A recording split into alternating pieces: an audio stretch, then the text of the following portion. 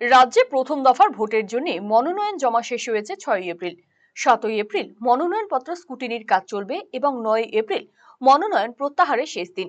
294 আসনে রাজ্যে বিধানসভার 152 আসনের প্রথম দফার ভোট হবে 23 এপ্রিল।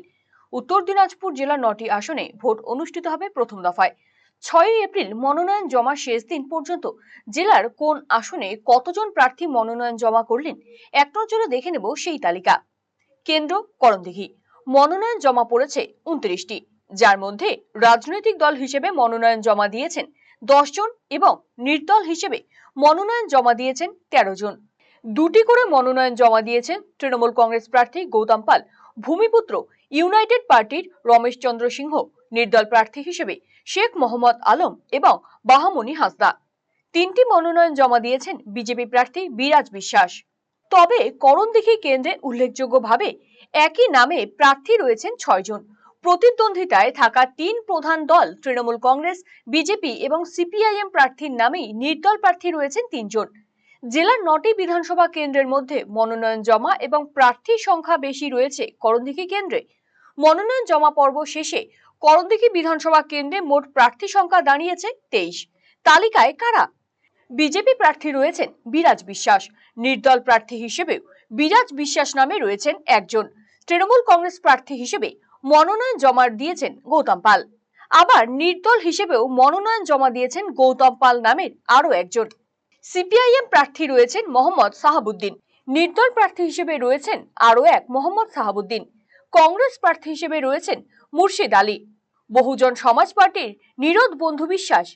এসইউসিআই প্রার্থী হিসেবে রয়েছেন সুশান্ত কুমার সিংহ, ভূমিপুত্র ইউনাইটেড প্রার্থী হিসেবে রমেশ চন্দ্র সিংহ। অল ইন্ডিয়া মজলিস ইত্তেহাদুল মুসলিমিন পার্টির হয়ে মনোনয়ন জমা দিয়েছেন 3 জন, আব্দুল করিম, সাবিনা ইয়াসমিন, মেহবুব আলম। নির্দল হিসেবে রয়েছেন হাবিবুর রহমান, মীর সেলিম, মাসুদ আলী, মার্তুজ আলী, মোহাম্মদ ফারুক হোসেন, হাসিব রেজা, শেখ মোহাম্মদ আলম, আনন্দ সিংহ, বিনয় কুমার দাস, বাহামণি হাসদা। 9 এপ্রিল মনোনয়ন প্রত্যাহারের পরেই জানা যাবে নির্বাচনে লড়াই চালাবেন কতজন প্রার্থী। আরসিটিভি সংবাদ, করণদিঘি।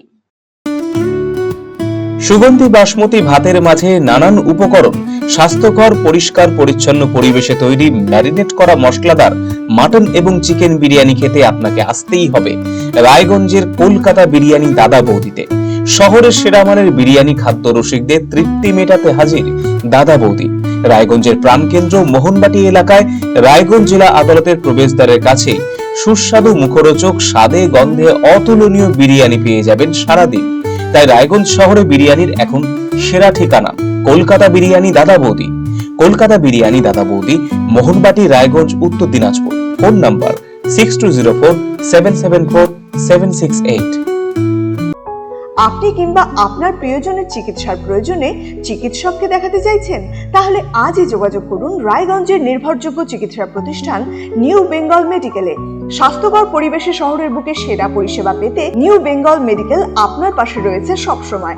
প্রথম শ্রেণীর ঔষধ সম্ভারের পাশাপাশি এখানে রয়েছে অস্থি সমস্যা সমাধানের নানা সরঞ্জাম।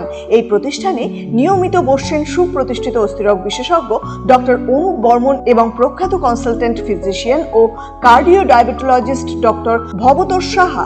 বিস্তারিত জানতে আজই যোগাযোগ করুন new Bengal medical, Satsang road, Ukilpara, Raiganj, Uttar Dinajpur. যোগাযোগ 9382968820।